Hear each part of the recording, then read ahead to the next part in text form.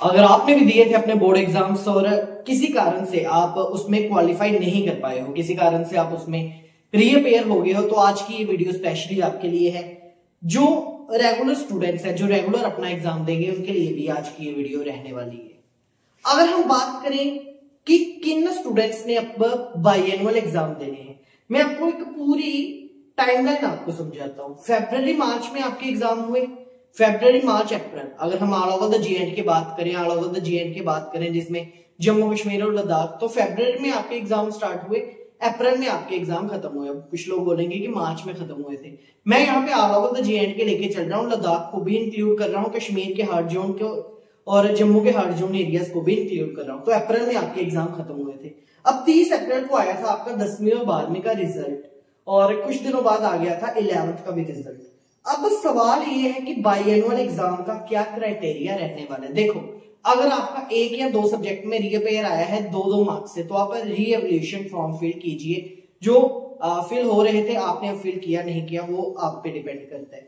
अगर आप देना चाहते हो प्राइवेट एग्जाम, तो उसके फॉर्म भी फिल किए जा रहे हैं, चाहे वो 10th हो, 11th हो या 12th हो।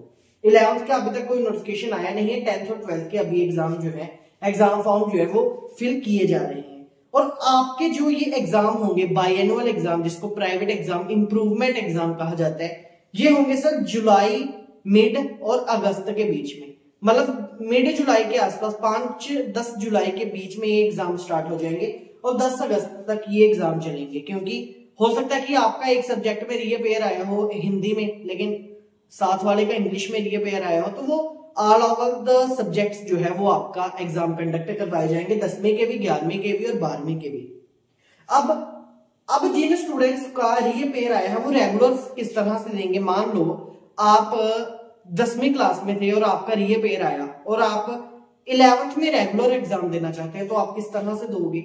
आप मेरे भाई इस तरह से दोगे। आपने 10th के प्राइवेट एग्जाम देने हैं, बाईएनुअल एग्जाम देने हैं। जैसे ही बाईएनुअल का रिजल्ट आएगा, जैसे ही बाईएनुअल एग्जाम का रिजल्ट आएगा सितंबर के आसपास, वैसे ही आपके लिए रेगुलर एग्जाम के फॉर्म जो है वो लगना स्टार्ट हो जाएंगे। आप वो फॉर्म लगा देना।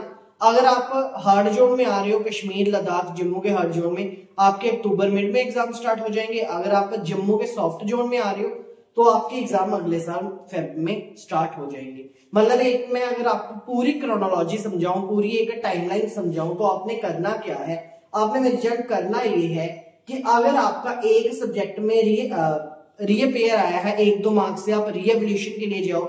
अगर इवैल्यूएशन नहीं बनता, आपका रिवैल्यूएशन का रिजल्ट आया, आपने उसमें देखा कि आप रीअपेयर हो, फिर से आप प्राइवेट एग्जाम का फॉर्म फिल करो। आप अपना प्राइवेट एग्जाम दो, जो जुलाई मिड में स्टार्ट हो जाएगा और अगस्त तक चलेंगे। डेट शीट के हिसाब से आप अपना सब्जेक्ट देख सकते हो। उसके बाद जैसे ही आपका प्राइवेट एग्जाम का बाईएनुअल का रिजल्ट आएगा, आपके लिए रेगुलर एग्जाम के फॉर्म जो है वो लगना स्टार्ट हो जाएंगे, आप उसको फिल कर सकते हो। अब करना क्या है, जो रेगुलर स्टूडेंट्स हैं, जो रेगुलर स्टूडेंट है जिनका रीअपेयर नहीं आया, उन्होंने अपना 100% फोकस रखना है अपनी अगली क्लास पे। मतलब अगर आपने 10th क्लियर की है तो 100% फोकस रखो 11th पे। लेकिन अगर आपका रीअपेयर आया है तो आपने क्या करना है, आपने करना है 40-60 स्ट्रेटेजी। 40% जो फोकस है वो अपना रखना है रीअपेयर सब्जेक्ट पे, क्योंकि उसके सिलेबस को आप एक बार गो थ्रू कर चुके हो, उसके पैटर्न को एक बार आप गो थ्रू कर चुके हो।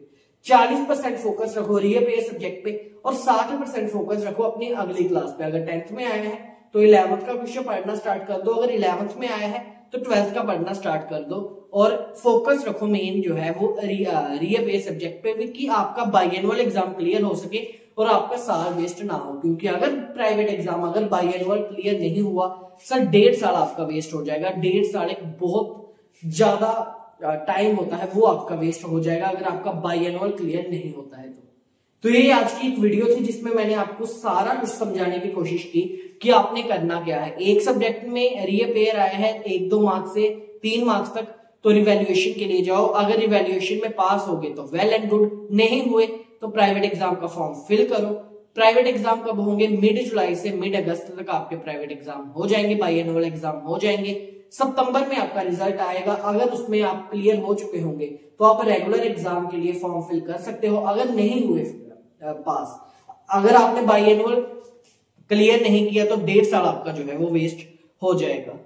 सो आज के लिए बस इतना ही। होगा आपको ये सारी चीजें समझ में आई होगी, एक टाइमलाइन जो है वो आपको समझ में आई होगी। ये अगर समझ में नहीं आता तो इन चीजों को लिख लिया करो, और लिखोगे खुद एक बार सोचोगे कि क्या होना है तो आपको जरूर से ये सारी चीजें समझ में आएगी।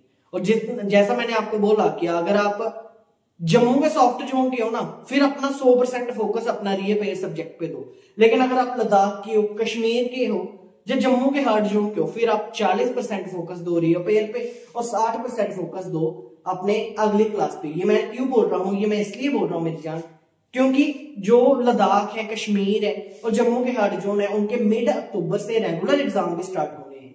मतलब सितंबर में जब आपका रिजल्ट आएगा बाई एनुअल, उसमें अगर आप पास हो चुके हो, आप फॉर्म लगाओगे, 1 महीने का समय ही आपको मिलेगा। और 1 महीने में सिलेबस कंप्लीट करना बहुत बड़ी बात है, इसलिए अभी से स्टार्ट करो। 11th का 12th का कुछ पढ़ना स्टार्ट कर दो। बाकी मिलते हैं आपसे अगली वीडियो में, तब तक के लिए सभी को राम राम, सत्य सनातन धर्म की जय।